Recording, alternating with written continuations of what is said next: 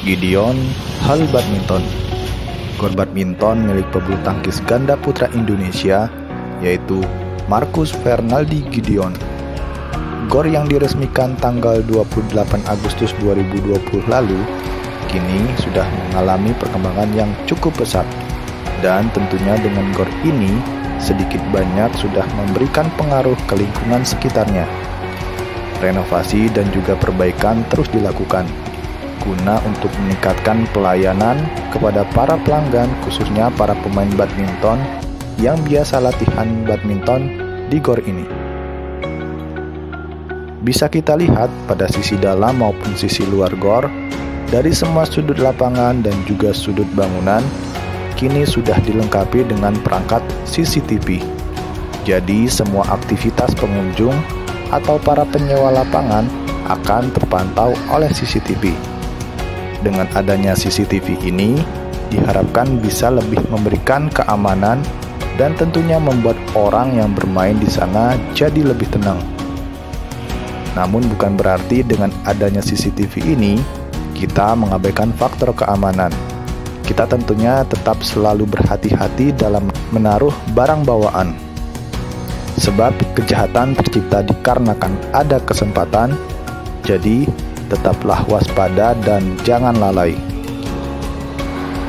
Pada saat awal diresmikan, pada sisi depan dan belakang dinding lapangan, saat itu catnya masih berwarna cerah, yang tak jarang membuat para pemain merasa kesulitan untuk melihat kok datang. Namun sekarang dindingnya sudah dicat berwarna yang agak gelap. Dengan perubahan cat ini, setidaknya sudah mengurangi kesulitan para pemain saat melihat kok datang. Tidak begitu silau atau pantulan cahayanya menjadi tidak terlampau terang.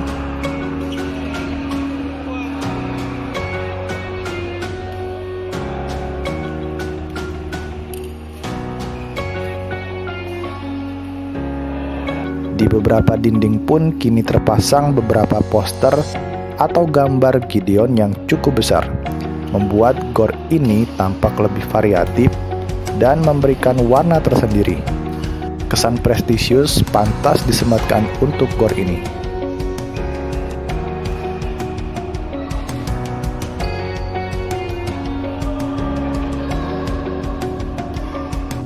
Pada lapangan reguler dan juga lapangan VIP sudah terpasang jam dinding. Kehadiran jam dinding ini sangat membantu buat kita yang bermain badminton di sana. Kita tahu sendiri, kadang kalau kita sedang bermain, kita sering lupa waktu.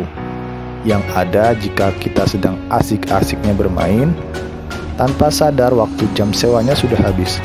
Alhasil, jadinya kita harus menghentikan permainan badminton sekalipun permainannya belum selesai.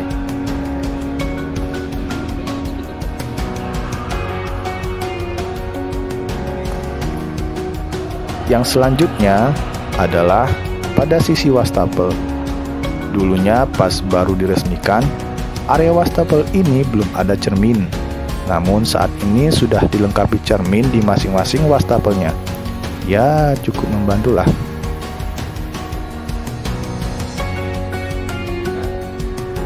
Kantin dan kafetarianya pun saat ini lebih variatif. Tersedia berbagai macam makanan dan juga minuman. Mulai dari makanan yang ringan sampai dengan makanan yang berat, dari air mineral sampai air yang berwarna dan berasa. Tentunya dengan harga yang masih standar pada umumnya. Sudah terpasang juga LED TV di sana. Dan kalau pas ada pertandingan badminton, otomatis tayangan badminton lah yang dipilih. Tidak bisa ditawar lagi pokoknya. Dengan kondisi ini, semakin membuat nyaman para penyewa lapangan di sana. Selain kantin, tersedia juga toko olahraga yang saat ini kondisinya sudah lebih lengkap. Letaknya yang persis di depan pintu masuk, dan toko itu menyediakan semua aparel badminton, mulai dari shuttlecock, sepatu, kaos, raket, dan lain-lain. Dan juga menyediakan jasa senar raket badminton. Oh iya, pada sisi depan gor, saat ini beberapa rukonya sudah mulai terisi.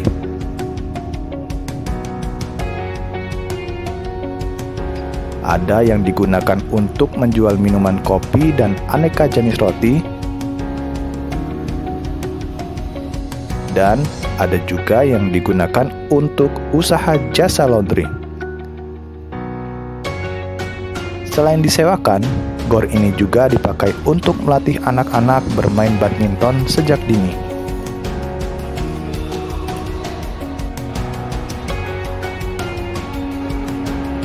Gideon Badminton Academy, ya akademi badminton yang langsung dilatih oleh papanya Gideon, yaitu Coach Kurniahu Gideon.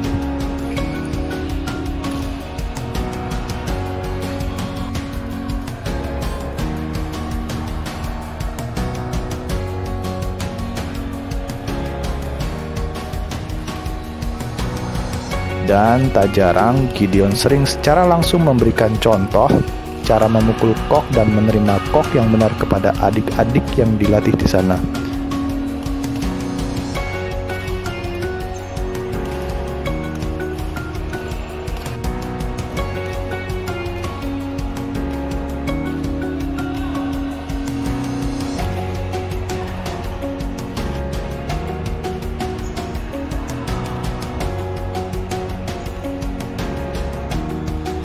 Pastinya seru berlatih dan bermain badminton di sana.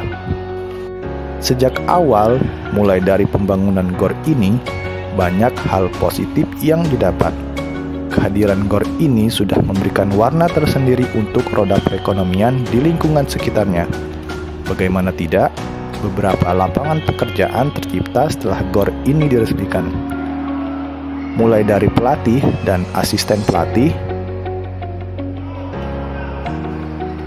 para penjual makanan minuman dari kantin,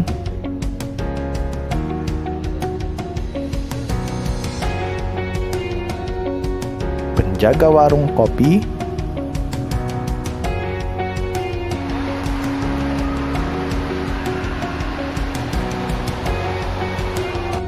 penjaga toko olahraga,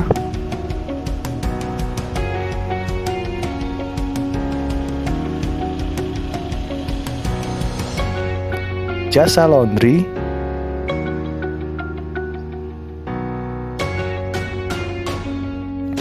para petugas parkir,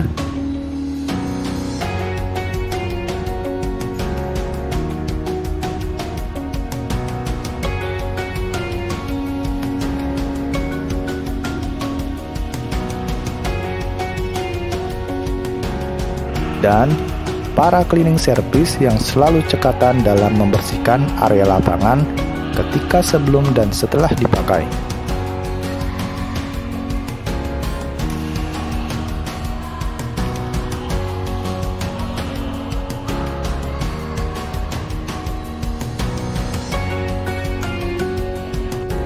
Puluhan tenaga kerja terserap di sini, dan lambat laun mulai banyak ruko-ruko yang berdiri di sekitaran gor ini, dan sudah pasti ikut meramaikan perputaran rupiah di sekitar lingkungan.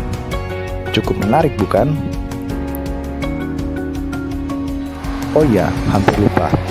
Meskipun sudah banyak perkembangan dan perubahan yang sangat signifikan, ada sedikit catatan secara penilaian pribadi saya.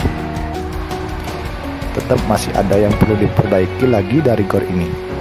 Saat ini, yang cukup dirasakan adalah kehadiran stop kontak yang berada di lapangan.